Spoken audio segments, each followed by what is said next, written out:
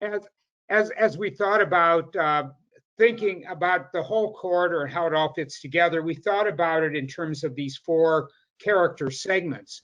Then in the next slide, you'll see the land use concept for the existing future land use plan, which is in the 2018 approved comprehensive plan. So we want to make sure that what we're proposing is consistent with that. In general, those crosshatched areas are viewed as future mixed use development. So that means it could be a variety of different things. The yellow color is all residential, the red is commercial, the orange, higher density residential. So we wanted to make sure that what we're proposing, even though it is more detailed in a lot of ways than this, is still consistent with this comprehensive plan. Then we move on to being able to measure people's preferences. And many of you may have filled out a survey that asked about different visual preferences, things that you liked and didn't like in images that either are projects that we have been involved in or that we have photographed for this purpose. And essentially what they lead to are a couple of conclusions. One is that people like a street character that's multimodal, that includes either a path or a sidewalk, that includes landscaping and graphics, and that generally looks greener and a little bit more commodious than the corridor that we have out there. Number two, there's a real preference for pedestrian crossings, for places where you can get across the street from one side to the other. Number three, a lower scale but still urban development corridor that's high on townhouses, on two-story buildings, that bigger, more intense development or even lower density development is generally not preferred. And there is some preference for features like gateways along the corridor. So these are things that, as we think about Jackson Street north of Murdoch, would be incorporated ultimately into the design of the area. Finally, in the discovery part of the project, we look at the market, and that includes looking at growth projections for Oshkosh in the future, at commutation patterns, which are really interesting because we found in our research that about 22,000 people commute into Oshkosh, about 15,000 commute out of Oshkosh, and about 11,000 who work in Oshkosh live here. So it's a real fluid region, which we knew. We also looked at different growth scenarios and project a growth population by about 2030 or so in the vicinity for Oshkosh of 70,000. So this is important in terms of defining housing and commercial markets. So in the next slide, we look at the rough number of housing units that Oshkosh could support over the next 10 years. This helps to provide some reality check. So when we talk about residential development in the North Jackson corridor, it has to comport with this. We can't propose 10,000 housing units because it would be nice to fill up all that land when the market won't support it. Generally, our opinion is that Oshkosh will support a housing demand of about 150 units per year. Or about 1,500 over the next decade. So it seems like a lot, but when you break it down to 150 units, it corresponds to a growth level consistent with what Oshkosh has supported in the past. That is about 0.5% annual growth per year. Commercial markets are a little bit more complicated because commercial is pretty complicated right now from a number of different perspectives. But we break this analysis down into two areas: opportunity sectors, areas where Oshkosh is underperforming from a retail perspective, and so those provide opportunities for growth; and strength sectors, places where Oshkosh is overperforming because people are coming here to spend money, and those are strengths that we can exploit. So some of the opportunity sectors, places that have gaps, are furniture, general merchandise, specialty foods, and beer, wine, and liquor. So I'm not quite sure how to how to respond to that. But people are obviously buying liquor outside of the city, and that's an opportunity area. The areas where Oshkosh has strong retailing and is an importer are a variety of general retail segments like electronics, building materials, grocery stores, sporting goods, clothing, food and drink. So there's a continued strength in restaurants and lawn and garden supplies. So those are things that from one end to the other might provide retail opportunities along the street. So now let's get to the actual planning. And were I to go into this in great detail, it would take the entire hour and a half that we have put aside for this presentation and would not get to the area south of Murdoch, which we very much want to look at. But when we look at, we have applied a concept that we've developed called corridor urbanism. And that is thinking about corridors not as commercial strips, not as vast quantities of open space, but as parts of a city that can really incorporate, as Jackson has the promise of doing, commercial development, job and employment development, industrial development, public space, and residential development. So there are several major opportunities that include the interesting mix that we have of both businesses and destinations, of a good deal of underused land that will want to be filled and provides a big possibility for this sector of the city, having major job centers in the area, having the wonderful resource of the county park as well as the fairgrounds, and being able to link future business and residential areas to that. And finally, a really wide street that gives us a lot of opportunities as well. In our concept for corridor urbanism, there are 5 basic principles. 1 is to respect what's there. 2 is to increase the resident population, the number of people who live in this area. Number 3, to take advantage of opportunities and provide points of orientation as people travel along it. Number 4, to provide people with the choice of transportation facilities. And number 5, to provide a quality urban environment. So we can elaborate on this, but again, if you'd like to do this, there's several conferences that we're speaking at in October that will go into this overall concept in more detail. But now let's get down to Jackson Street itself. The strategies that we are suggesting and proposing to use involve a mix of residential development as well as what we call horizontal use mixing, that is integrating commercial and residential development horizontally, rather than suggesting that we're going to do a lot of buildings that have retail on the first level and residential above. Infilling sites that are available with commercial development, upgrading and working with the owners of the Fairacres Square or Fairacres Plaza Shopping Center to upgrade that facility, mainly with better connectivity through and around the parking lot, providing internal streets and providing and supporting enterprise and large-scale industrial development that we currently have already along the main corridor.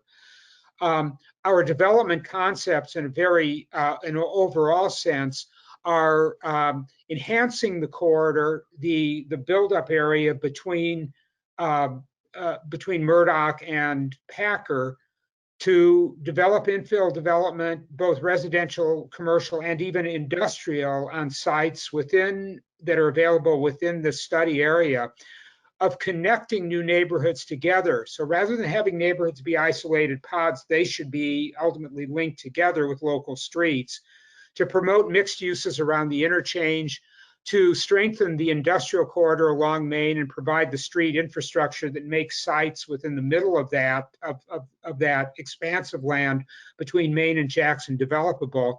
And finally, connecting everything together, including providing a local street system that connects and makes it possible for people in the neighborhood, or even people who are walking, to move from neighborhood to neighborhood or from neighborhood to commercial area without necessarily having to interact with the main line of Jackson Street itself. So now we get into the details of the specific corridor pieces. And although, just out of the interest of time, we will cover this incredibly quickly, there'll be enough to, I think, whet people's appetites and hopefully give you the chance to look at the more detailed plan on the website, ask questions about it, react to some of the comments. So this is kind of an overall view of the corridor. The diagram on the right from about 15,000 feet that shows some of the chief ideas.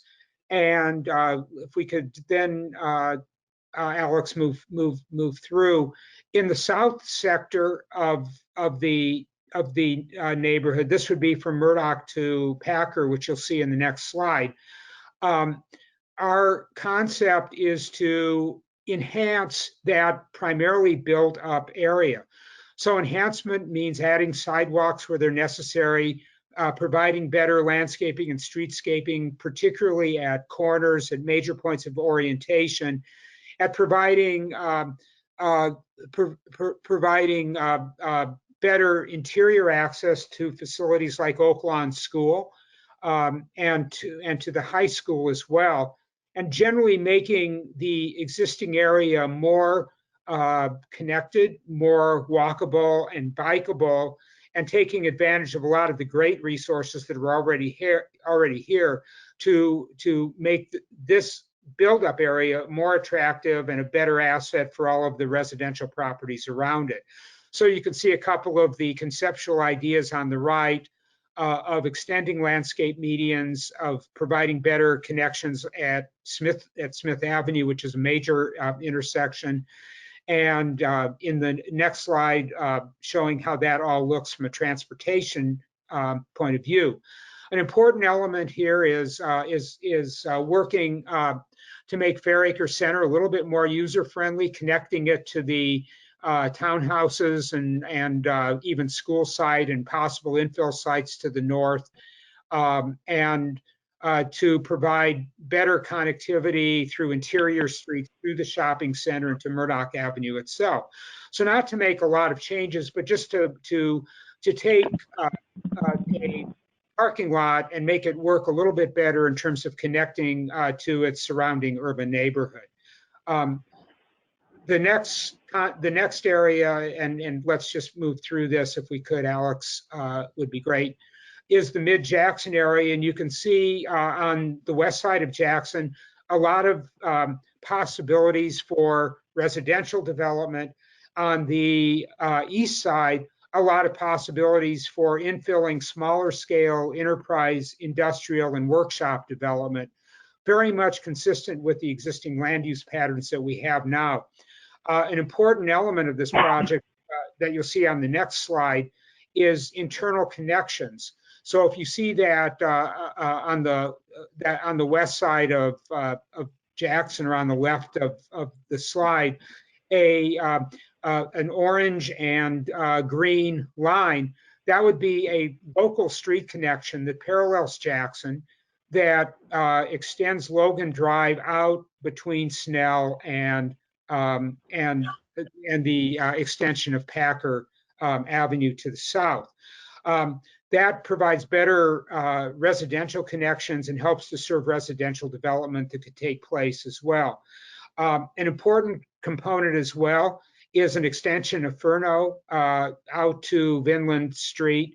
That's that red dotted line with a well-defined pedestrian connection at that intersection, which currently really doesn't exist. So that opens up the possibility of development of those properties between Vinland and Jackson. As we move farther to the north, looking at the North Park area, again, here we have a lot of residential development, but a major concept will be extending the Main Street bike lanes and the overall pedestrian street system up into the county park to provide better trail and pathway connectivity to that great resource, and then to complete the development of residential areas that are already there, filling out vacant land that has not yet been developed. So the major residential development in the concept is really mid-Jackson. This is much more infill and completing and filling gaps. Finally, we come to the interchange area itself. In the next slide, you'll see the way of connecting the trails together. And here again, we have the opportunity to look at employment at an office park on one quadrant of the interchange, at mixed-use commercial development with residential behind, served by Indian Point Road, and importantly, and we'll see this in the next slide, connecting the county fairgrounds to what could be a lodging area to the north and to the county park to the south. So those green dots are possible shared use paths. The green line, a pedestrian network that's primarily oriented to pedestrians, and the provision of a neighborhood park. So that in a nutshell are some of the things that we could see in the future for the North Jackson corridor. It's I think, a very exciting future that is consistent with attracting a significant share, about 20% of the city's future residential growth, and also providing a good deal of added value from a commercial and industrial perspective, as well as enhancing the areas south of Packer that are already built up. The plan concludes with an implementation program that can be used by the city through capital improvement programming to identify short-term, medium-term, and long-term improvements. Short-term generally being from now for the next 5 to 7 years, medium-term up to about 15 years out, and then longer-term encompassing the area when you'll probably want to do a new plan because there'll be a new reality, but a way of primarily looking back and seeing what's done and what remains valid. So thank you for your attention. And if there are any questions or that I can answer, please feel free to ask away.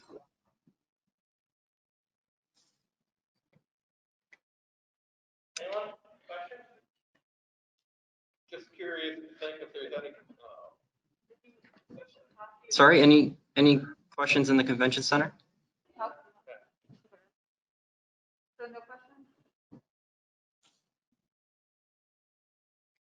No questions? No questions here. This is the Smith Avenue. This is the Smith Avenue intersection that we're envisioning. That could be very, very nice center for the neighborhood. Thank you anyway. Thanks very much. Look forward to the rest of the conversation. I have a question. Okay. Hello, my name is Shirley. Let's see, I guess I was looking for the safety factor in all this. I think that, and I mean the ideas in the connectivity is wonderful, but is the safety factor being addressed? Yes, it is, and the safety factor is critical. So what we're proposing, first of all, are continuous sidewalks along Jackson. We're suggesting as well that those sidewalks not be, as they are in some cases, up against the back of the curb, but that we use the space that we've got in the street right-of-way to move the sidewalks a comfortable distance back from the curb, and even vary them. There's no rule that says sidewalks have to be absolutely straight lines. By providing local streets that parallel but are not directly on Jackson, but serve a lot of the same destinations, that provides another safety element by separating out the slower moving local neighborhood traffic from the faster moving traffic along the street itself. The plan identifies places where we envision protected pedestrian crossings as well, that in many cases would include pedestrian medians. They're not everywhere because we want to manage where those happen, but a protected crossing has some form of signalization and what we call a refuge median, Shirley, so that you don't have to try to cross 5 lanes at once. Finally, the local pedestrian connectivity is really designed in a way to provide safe routes to Oak Lawn School, to the high school, across the road to the schools, and from residential neighborhoods to the neighborhood park, to the both neighborhood parks and the regional county park. So safety, I'm glad you asked the question, because safety is really an absolutely paramount consideration in thinking about the future of this corridor. And although this will always carry a lot of traffic, and the main line of this street will probably always be a 5-lane or a 4 or 5-lane divided or undivided corridor. Nevertheless, thinking about this as a living environment, as a neighborhood for people, really demands that be a critical component of the plan. Okay, thank you. Right. I was concerned about that Jackson wouldn't be the divider, but that the people could connect across, because Absolutely. everything. And to us, that's a great concern, and I thank you. Thank you. Thanks for the question. Come on up.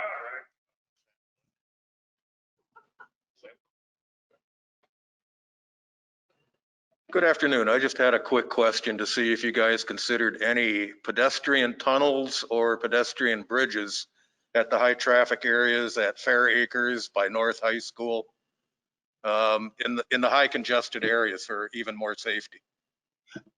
We did, and it's not in the plan as such, although there's a reference to it.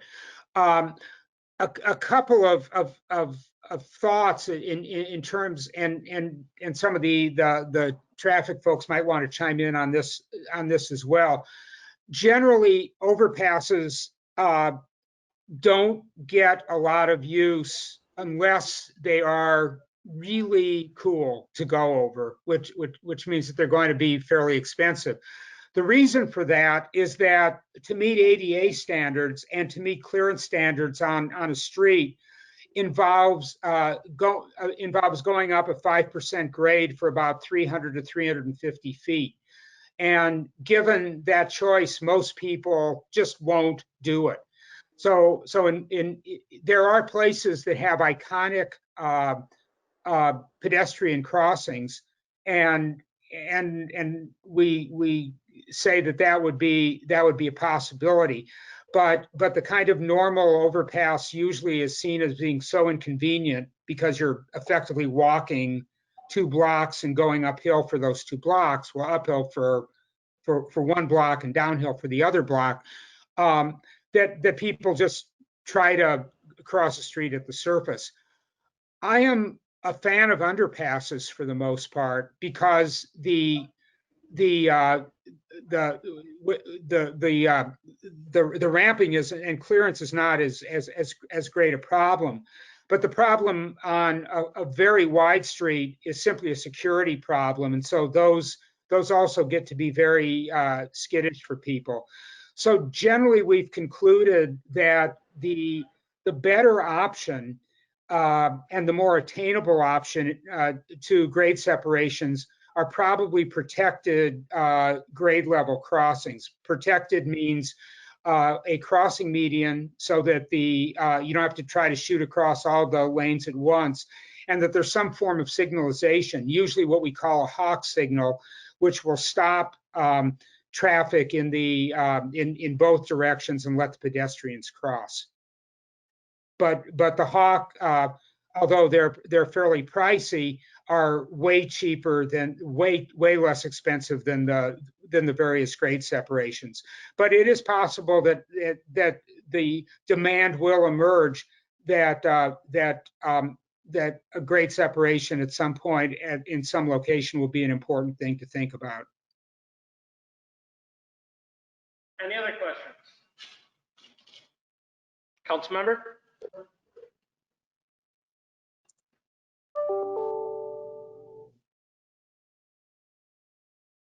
Hello, thank Hi. you for this presentation today. It is wonderful to hear the discussion on it. So my question relates a little bit to Shirley's in regards to safety, but more specifically in regards to connectivity along the Jackson Street corridor from, say, roughly, let's say Smith out to Snell Road. Right. So, I mean, we have some housing complexes that are closer to Snell than they are to, say, the Fairacres Mall or North High School, which has areas in that area that has, it's all families. Right. So my concern is that area is kind of littered with township and county boundaries. And we've been told for several years that it's really hard to navigate to get sidewalks in along those areas. Yes. So I'm wondering what types of advice or scenarios or strategies you might suggest, or that might be in the plan to help solve that. Because to me, that's a barrier when we have housing for families about a mile away from, mile and a half away from commerce areas and schools. That's a concern. So how do we solve that?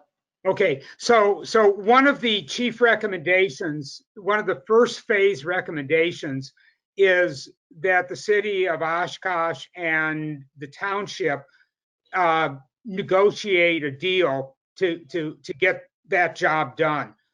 Those are critical sidewalk connections, and I know we are well aware of the intergovernmental issues, but two jurisdictions should be able to cooperate to get something to get that safe connection made. Yes, number one, there are a lot of people living there now, and number two, it's actually where most of the residential infill opportunities actually are.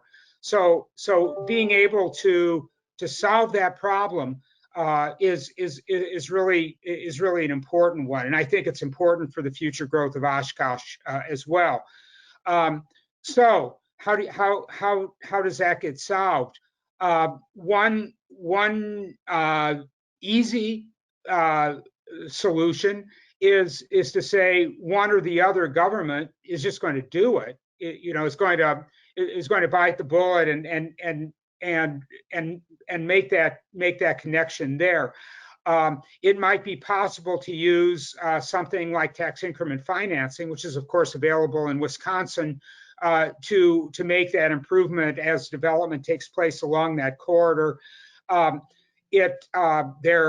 There might be safety funds or even TAP funds through the state for pedestrian or shared use path facilities along that corridor. But ultimately, it's something that ought to be done.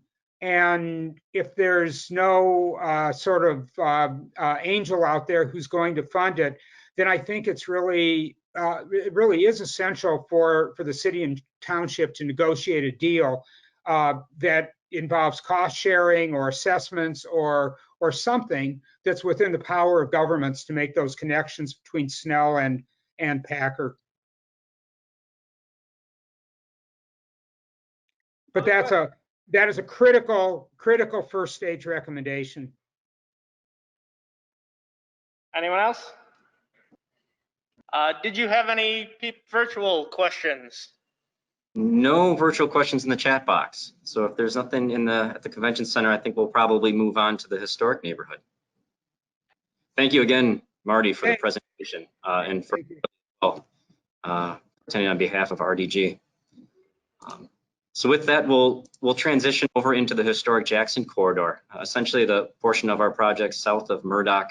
Again, we'll have Q&A at the end of this presentation, so feel free to enter comments in the chat box or take the opportunity when we're done to speak if you're in person at the convention center. So I presume a lot of you were at one of our last two meetings, either the first or second PIM.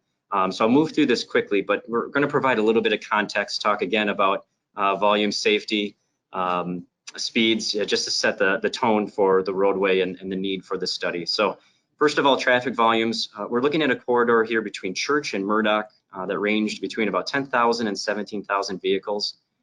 We have found that over the last 15 to 20 years, volumes have been relatively flat over that time period.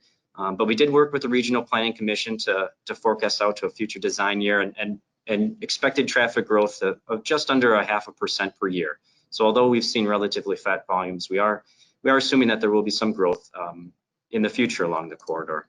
Traffic speeds, a huge component to this story is the travel of the vehicle traveling speeds along Jackson Street. We collected data at 2 locations, one near Scott Avenue, one near Congress. We found that the percentage of traffic, depending on the direction and the location, ranged between 68 to 92% of cars that were exceeding the posted speed limit. 85th percentile speeds of 38, 39 miles per hour. We have a lot of vehicles along this corridor that are driving at speeds, or at least feel comfortable driving at speeds much higher than the 30 mile per hour posted speed limit. And we received data from the city from previous speed studies done in 2017 and 2018 that found similar results. Safety is the other major component along with the speeds in this corridor. We had a peak of 75 total reported crashes in 2016, primarily left turns. This is at intersections as well as driveways, rear ends and side swipe crashes where vehicles bump into each other, making lane changes. Our 3 highest crash locations along the corridor were at intersections, as we would expect. The highest number at Murdoch, then at New York, and at Irving, you can see 16, 13, and 6 per year. Murdoch has a lot more traffic traveling in and out of it than the rest of the intersections along the corridor. So when you look at the amount of traffic entering the intersections, New York Avenue actually has the highest rate. Crash rates above about 1 crash per million entering vehicle generally raise a level of concern. It's above the statewide average for similar intersections. So all of these are at rates that certainly warrant consideration of potential improvements or changes that could be made to reduce the likelihood of crashes. We'll make a note here that at New York Avenue, we took a look at the 12-month period following the left turn restriction, and we saw 5 crashes over that 12-month period. So it does appear that the left turn restriction during the afternoon peak hour is having a positive effect on crashes at the intersection. So with that background in mind, we're going to move forward into the evaluation criteria.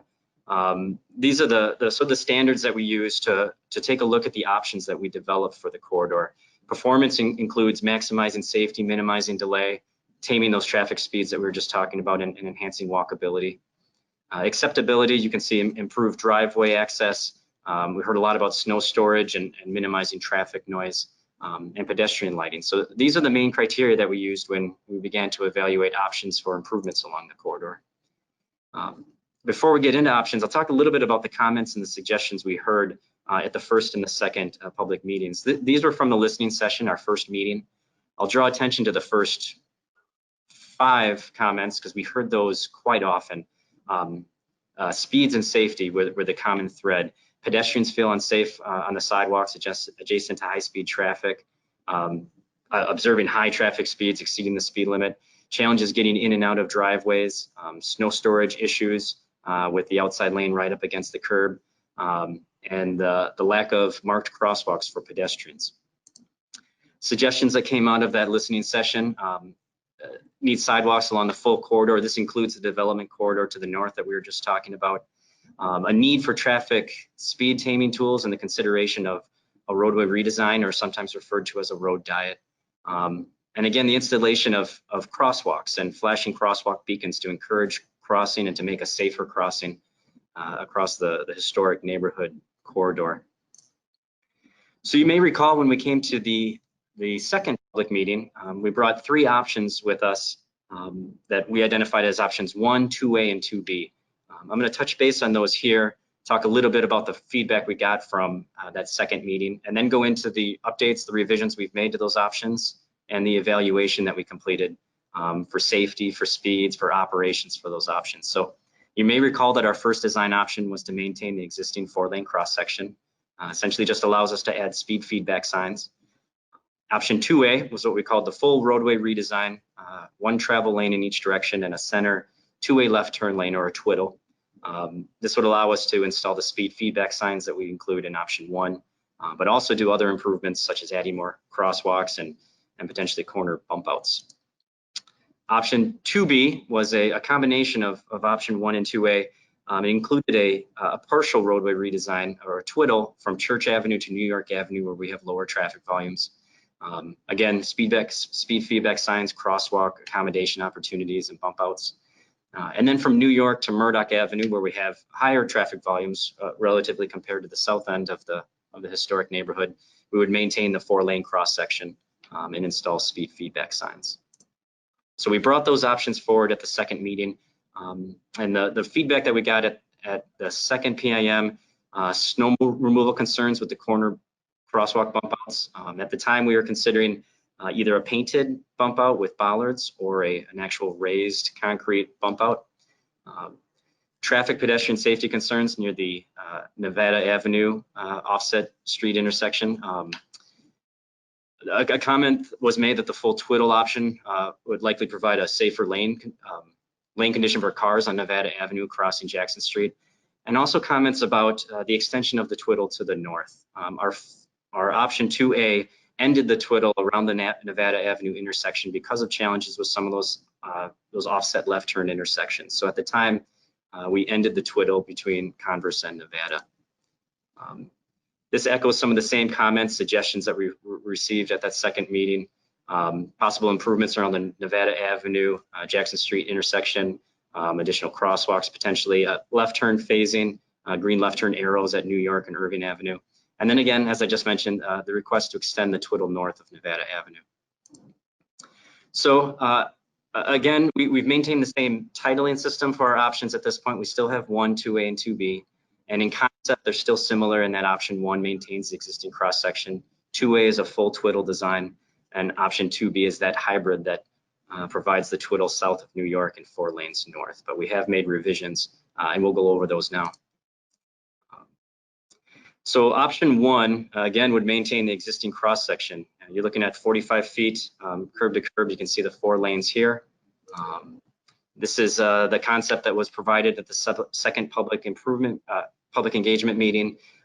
This option 1 would still maintain those 4 lanes through the entire corridor. We'd have the opportunity to install speed feedback signs, but no other changes were made from the second meeting.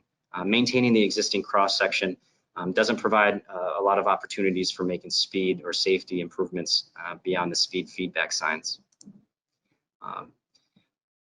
From a benefit and pros and cons, benefits, drawbacks perspective, option 1 has the higher reserve capacity for traffic. We've got 4 lanes, so we can process more through vehicles along the corridor, which in turn means with 2 through lanes at the signalized intersections, we'd expect shorter backups than what we would expect with a roadway redesign. The drawbacks are the reduced impact on the safety and the speeds, pedestrian accommodations, the things I've already mentioned, the improvements that we can't make because of a 4-lane cross section where we really don't want to be installing crosswalks across 4 lanes of traffic especially without a refuge area in the middle of the roadway. So this is option 2A. This is the full roadway redesign. 1 travel lane in each direction with a center 2-way left turn lane. As you can see here, this would also include a 5-foot buffer on each side of the roadway between the curb and the outside lane. As previously presented, this option can incorporate speed feedback signs side mounted along the corridor. One of the really big benefits from a safety perspective for vehicle traffic for motorists is the opportunity to provide left turn lanes at the signalized intersections. We've seen it again and again on the crash reports, on the police reports from the safety review of people complaining in a left turn collision that they were unable to see oncoming traffic. With the current design, with the offset of left turn vehicles, if you have a vehicle making a left across from you, it can be very difficult to see oncoming through traffic in the outside lane. You're also making a left turn across 2 lanes of through traffic. This option 2A design with the full twiddle would provide the opportunity to provide that improved left turn offset. So not only can vehicles now get better alignment to see past oncoming left turns, but they also only have 1 lane of through traffic to cross. So a much safer left turn maneuver. And we can do this at Church Avenue, at Irving, and at New York, all 3 of our signalized intersection. I'd also point out at the unsignalized intersections, we still have the twiddle present. So even though there isn't a traffic signal, vehicles can still use that center turn lane to make their left turns and get that improved left turn offset. We've got the opportunity for additional crosswalks. So on our plan, we've suggested additional crossings at the unsignalized intersections, Scott Avenue, Prospect, Lincoln, I'll get to it as we discuss more, but also providing an additional crosswalk near Congress Avenue, near the school. And as previously discussed, we have the opportunity with this option for curb bump outs. All of our unsignalized intersections where we're proposing crosswalk improvements would have the potential to incorporate a curb bump out. As previously presented, these could be painted with bollards or be a raised concrete bump out. We've had quite a few conversations with the city. There's been concerns about snow removal and the replacement of bollards. So at this time, the recommendation is more towards the raised curb bump out, the raised concrete bump out, as opposed to the painted bump out with bollards, but both are potentially feasible. So here are some changes I'd like to touch on for option 2A, and this is based on feedback we received from the second meeting. This is our old design. You might recognize we had stopped the twiddle coming from the south between Congress and Nevada Avenue, and then as of Nevada Avenue North, we had a 4-lane cross section. Our revision to option 2A is to extend this twiddle farther to the north, nearly to the Murdoch Avenue roundabout. That design, this new design, would continue the twiddle past Nevada, beyond Bent and Stanley, and near the intersection with Hobbs Avenue, our twiddle would end northbound. Our single lane would expand into 2 lanes into the roundabout traveling northbound. Southbound, we would be receiving 2 lanes out of the roundabout and then have a sign for the left turn, the left lane ending, and ask vehicles to merge so that they're down to a single lane by Stanley Avenue. And this area around Stanley and Hobbs would also have the 5-foot buffer available to them because of the redesigned cross section. One thing I would draw attention to, we previously talked about some of the challenges of these offset left turns. By extending the twiddle north beyond Congress, one area of concern is that offset Nevada intersection. You can see that with a 3-lane cross section, if you have northbound and southbound vehicles that wanted to turn onto the east and west legs of Nevada, you end up with a center space here where this arrow is shown that's desirable for 2 different directions of traffic, and you create a potential there for head-on collisions if vehicles traveling in opposite directions want to use that space. So our design proposes a left turn prohibition for northbound traffic to turn left to go west on Nevada.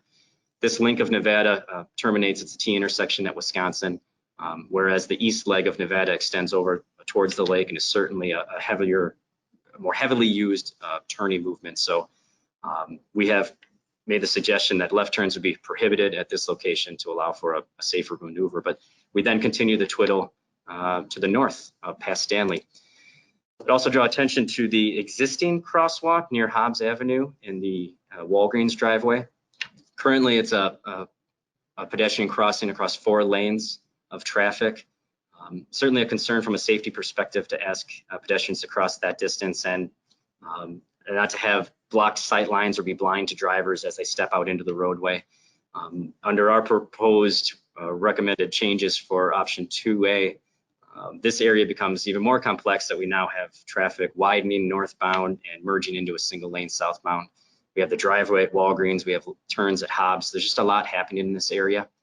So we had proposed that this crosswalk would be removed. There is the crosswalk at the roundabout, approximately 200 feet to the north. And we'd also suggest a crosswalk to the south between Congress and Nevada, which I'll talk about now. We feel that these are safer options for crossing Jackson Street than this particular area where there's an existing crosswalk.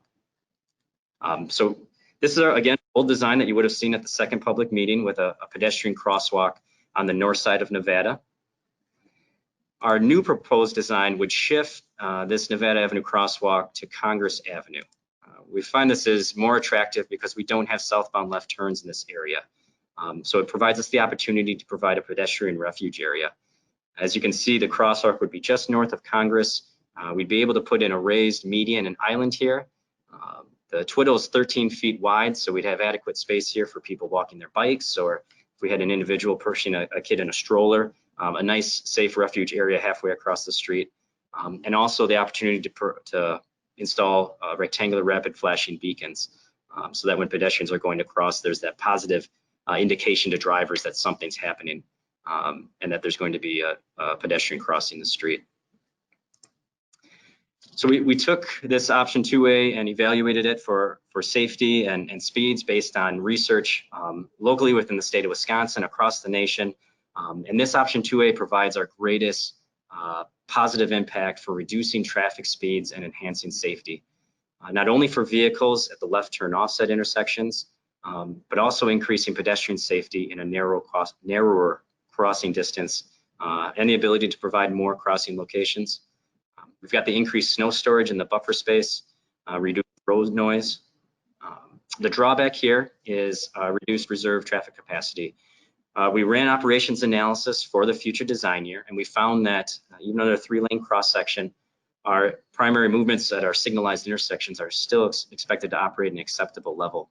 We use something called a level of service. It's like a grade school scoring system that we're all familiar with, letter grades A through F, A being essentially no delay, and level service F being being gridlock condition.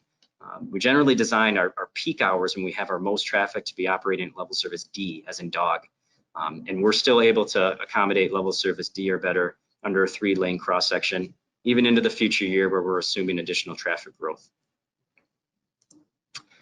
Option 2B remains the same as what we saw from our second PIM. This would be the hybrid option with a twiddle south of New York Avenue and a 4-lane cross section north of New York Avenue. I'll move through this quickly just in the essence of time. Again, speed feedback signs can be accommodated along the corridor. Left turn lanes at signalized intersections. We can gain this left turn advantage at Church, at Irving, and at New York Avenue, as we highlighted previously at option 2A. So it has a nice benefit here for our signalized intersections. Crosswalk additions, we could certainly incorporate additional crosswalks in our 3-lane twiddle corridor south of New York Avenue. We wouldn't have the opportunity to install the crosswalk that we just talked about between Congress and Nevada. We'd still be at a 4-lane cross section in that area of the corridor. Curb bump outs we could still do with this option south of New York Avenue. Here's a little highlight of what that transition looks like near New York Avenue. From the south, we'd have the 3-lane twiddle. Traveling northbound, once you get through New York Avenue, you'd widen out to 2 lanes for the rest of the corridor. Southbound, you'd have 2 lanes coming from the north, 2 through lanes. We'd run those through New York Avenue and then merge them down to a single lane south of New York Avenue. Option 2B has the benefits south of New York Avenue that we talked about with option 2A. We're able to incorporate improvements that'll reduce speeds, that'll improve safety. It gives us that snow storage and our noise reduction. It also has the benefit of maintaining higher reserve capacity for through traffic north of New York Avenue, where we have higher traffic volumes. The drawback is that we're trading in the majority of the safety and speed benefits that we were just talking about in option 2A for the corridor north of New York Avenue. So here's a summary diagram, a qualitative comparison of the 3 options. You see at the bottom, we have the scale. Green is the highest positive impact that we get out of the 3 options. Yellow is moderate and blue is the least positive impact as a comparative tool of the 3 options. You can see option 1, maintaining the existing cross section. We certainly have the higher vehicular reserve capacity, but we don't gain the same benefits to safety, speeds, ped accommodations, and so on under option 1 that we would expect with our twiddle options. Option 2A, although it's expected to operate an acceptable level of service during our peak hours, it doesn't have that higher vehicular reserve capacity under the 3-lane roadway redesign, but it does have the highest positive impact for reducing traffic speeds, for improving safety for vehicles, for pedestrians, for bicycles, providing additional crosswalks, driveway access. We have 148 curb cuts between Church Avenue and Murdoch roundabout. This option 2A with the 3-lane twiddle makes it easier for vehicles to both enter and exit their driveways, a safer and easier movement, as well as crossing maneuvers at unsignalized intersections. Instead of trying to find a gap to cross in 4 lanes of traffic, you now have 2 lanes that you're dealing with and at lower speeds. We have costs listed here. They're arranged because when we developed the costs, we considered both the painted bollards, painted pavement and bollards for the curb bump outs, or to do a reconstruct with curb and gutter and the raised bump outs. So the range includes those two costs. In the end, our consultant's recommendation is for option 2A, for the full roadway redesign with the twiddle. It provides the greatest opportunity for the reduction in the traffic speeds, increasing safety for all users. Improved driveway access, snow storage with that 5-foot buffer. Enhanced walkability, more inviting walkable space by pulling cars 5 feet away from the curb and providing more pedestrian accommodations. And the items listed that I just went through, the items above, contribute to what creates a quality of life for the neighborhood and the area residents. Our next step, we'll be presenting this recommendation to the Traffic and Parking Advisory Board. That's expected to occur in October.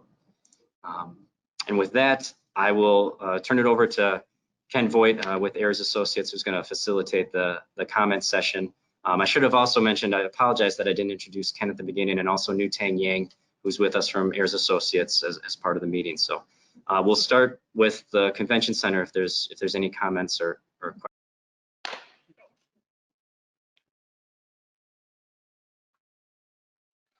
Hello again. First, I'd like to thank you for listening and doing a wonderful job for us.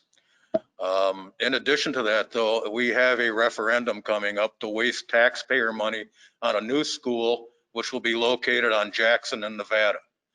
I think this would greatly impact all 3 of your plans, and provided this monstrosity of a referendum passes, what amendments have you made to compensate for the increased traffic flow, congestion, pedestrian safety, etc.?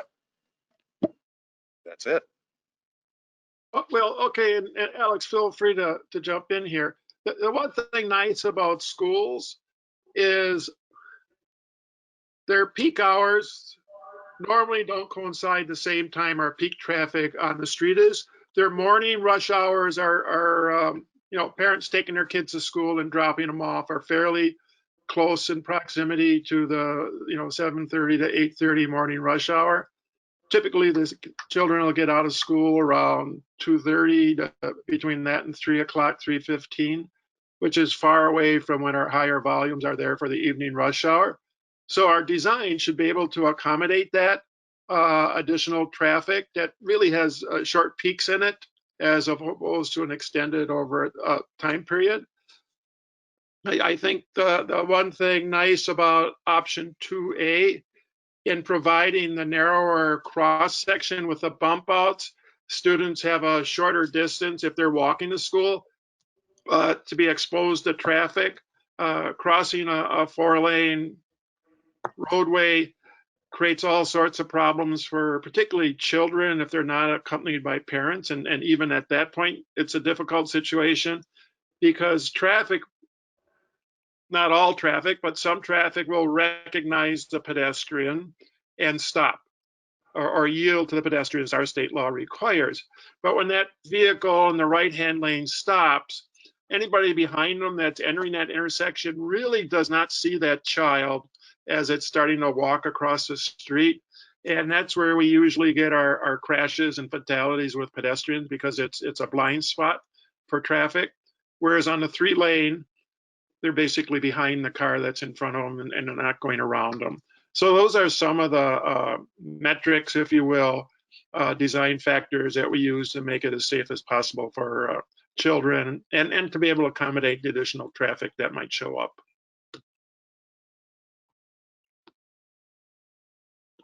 I hope that answers your question. And obviously, if there's a new school there, we can do a little extra look at that as well. But those are some of the treatments we normally do, particularly around schools.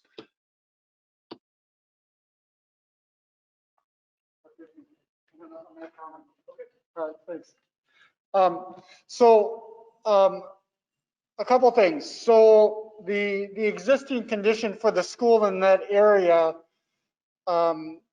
has the majority of school traffic not being on Jackson currently as it is right now. So 2A, 2B, and even your first recommendation wouldn't change any of that in the first circumstance anyway. But to answer the gentleman's question, I would actually feel that 2A probably supports the most pedestrian traffic for children in that area. And so I think that probably shows a strong recommendation to that.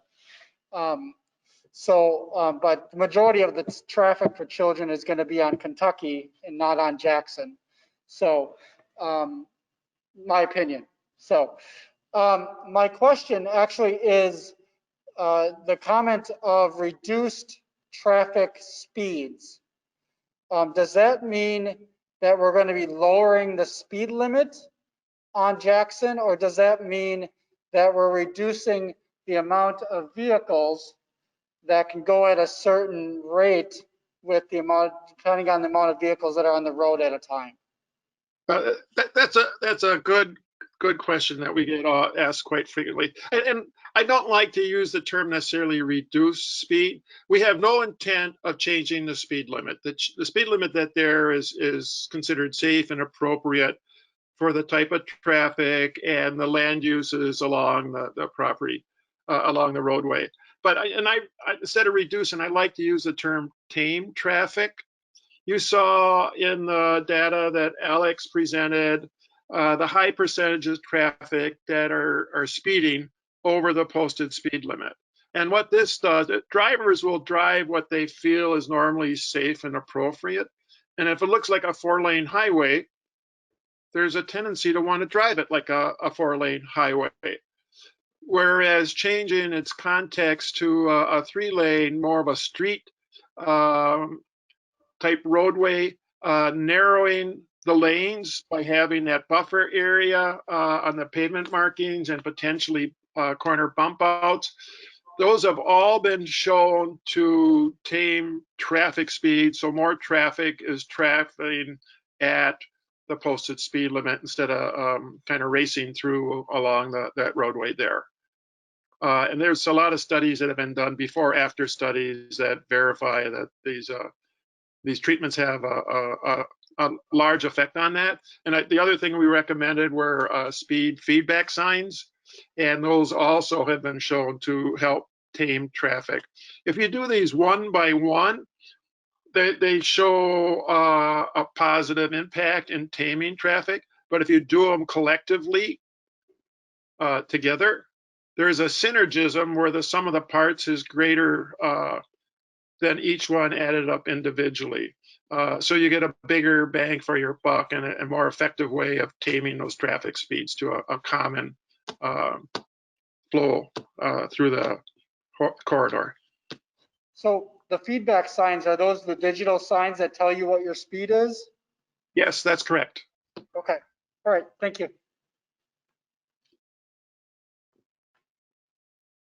Come on, man.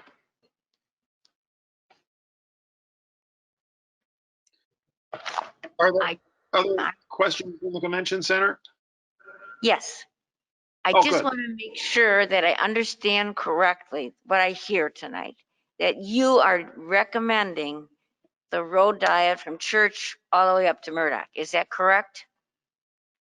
Up to the approach to Murdoch. Is that the best Yes. wording for it, Alec? Yes. That's correct. The thing of it is, I can't thank you enough. We have requested this for 20 years. And so I just want to make sure I understand it correctly. Thank you, thank you, thank you.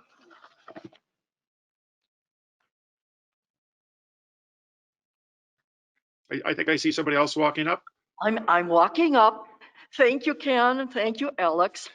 I've been thinking about quality of life, and I think you've addressed them. People have, we talk about living in a healthy neighborhood, and noise has been proven to be a detriment to health. And so what you're doing is helping people live a more healthy life.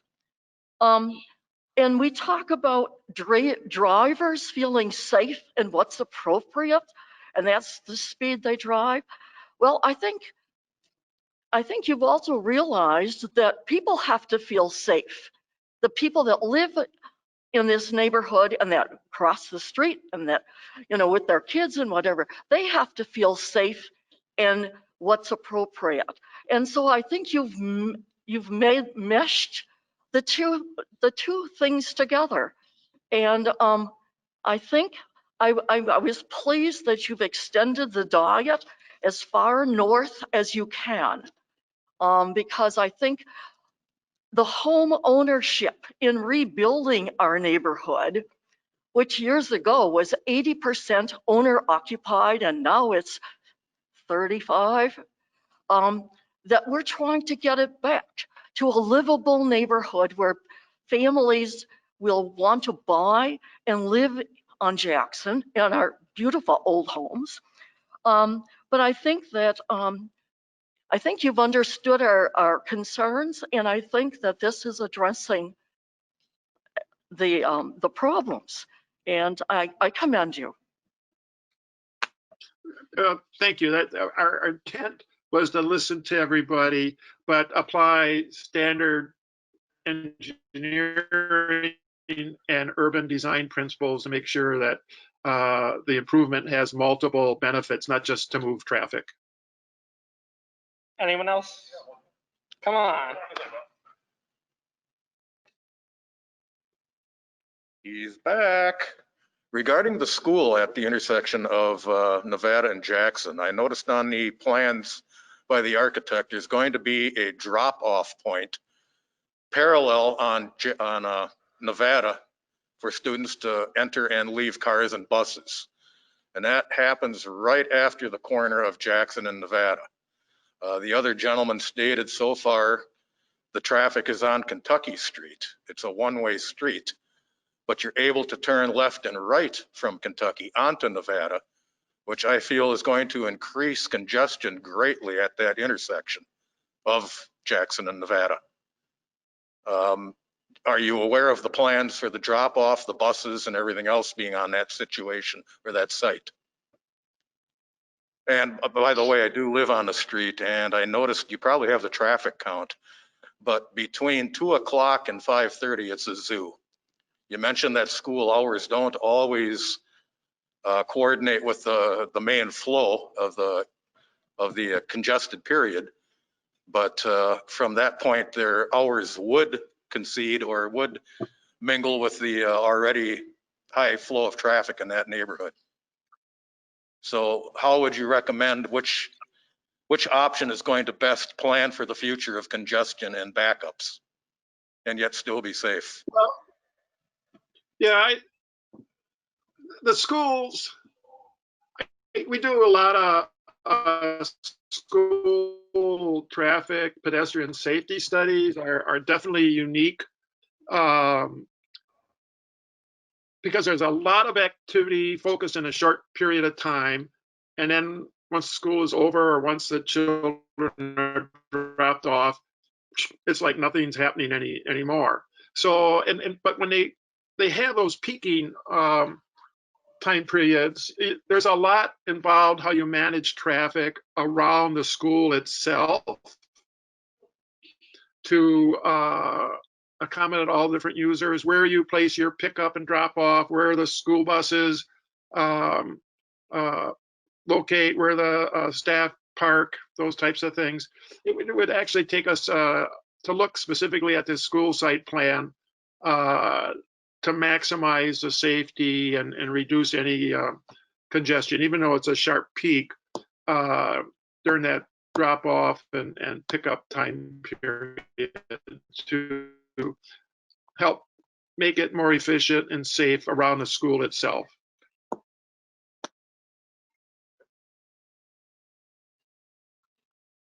Any other questions? I hope that helps answer your question.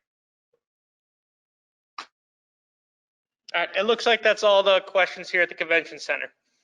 Oh, okay. I've got, I believe, about 8 questions in the chat box.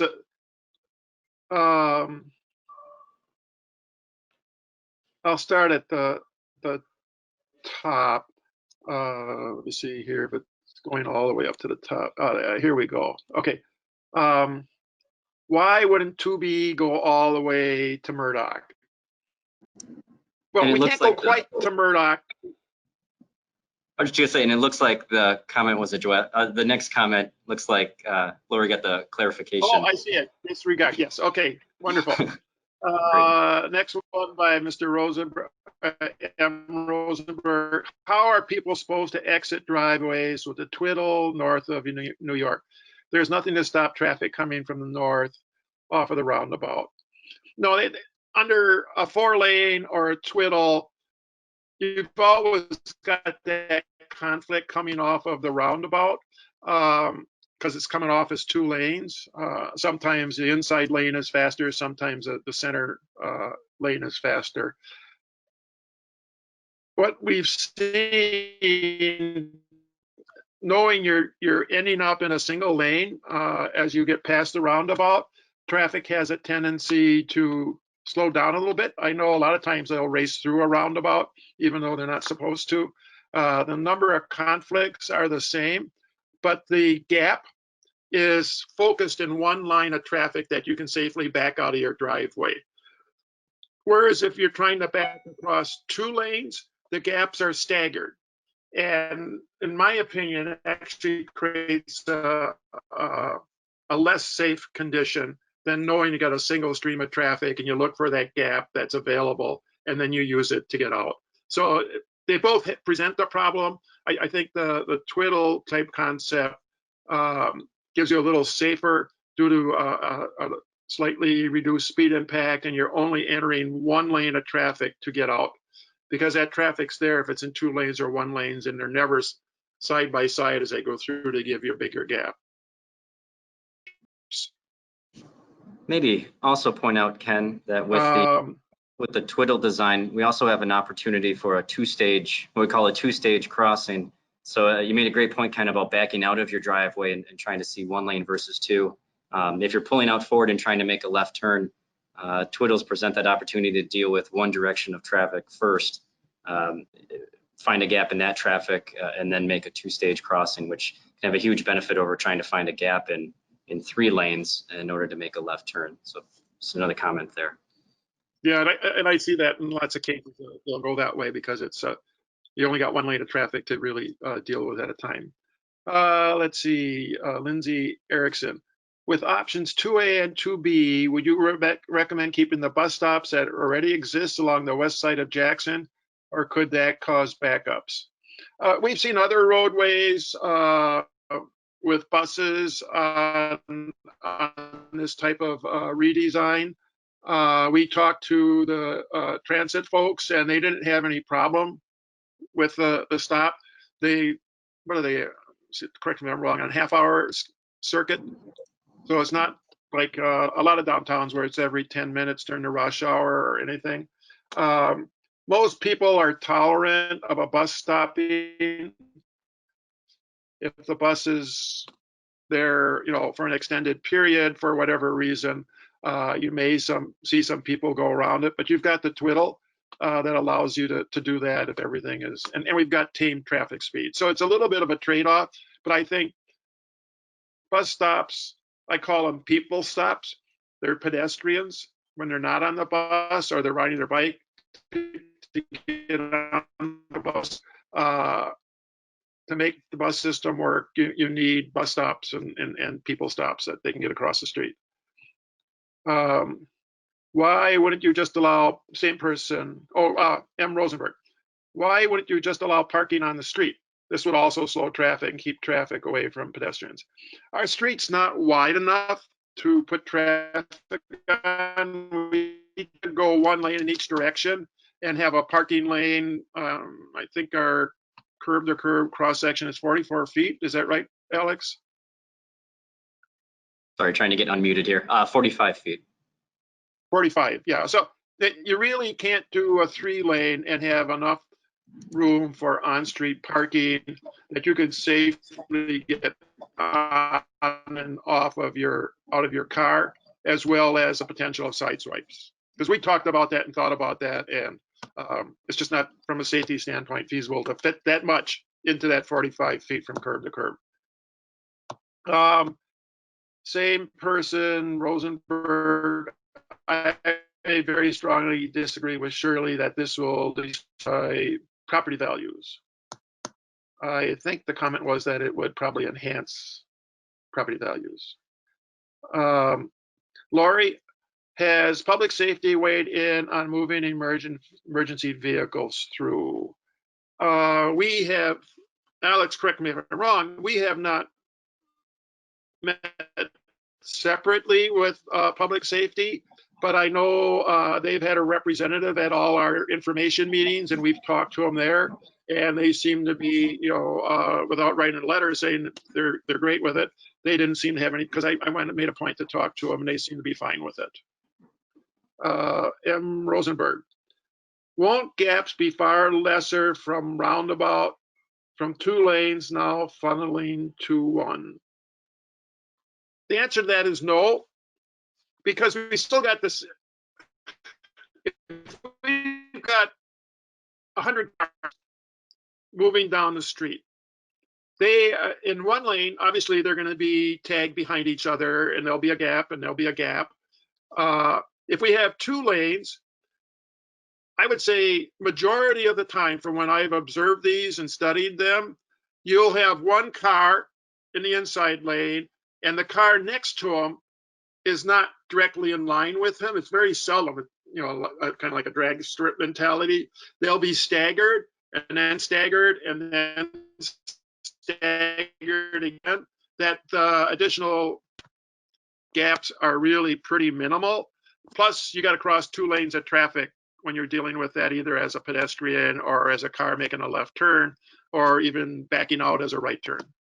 So it can create a safety issue, more so with the 4 lanes than with a 3-lane design. I think, let me check. That's my last question. Are there any other questions, or I can turn it back over to Alex? They're all good questions. So, Sure. Hey, Alex. Alex, this is Jim Collins with the city. I'm just gonna follow up on a couple things. First of all, with the bus stops, we have a similar road reconfigurations on Murdoch and 9th Avenue, and we haven't had any issues. It's like Ken explained, generally, the buses come through every 30 minutes, and it's not really hasn't been an issue. The bus doesn't stop for very long generally, and like Ken said, people are tolerant to that. And then as far as the school, that is an issue, not really necessarily a concern, but that's something that we have made heirs aware of, and it is a valid concern. I think the recommendations are still feasible, but I think it is something that needs to be taken into evaluation depending on what would happen with the referendum. So I think before we would be able to implement any of the changes anyway, that we would probably have some, or the referendum would probably be completed by then. So we'd have some idea of what was going to happen there before we would go to any type of implementation. There was some discussion about possibly phasing whatever recommendations are agreed upon by council once it gets to that point. But just a couple of comments for clarity. Thank you. Thanks, Jim. Well, if there aren't any other questions, Alexa or Mark from the convention center, I don't see anything new coming through on the chat box. So I think that covers the topics we wanted to discuss tonight. Anything else from either of you?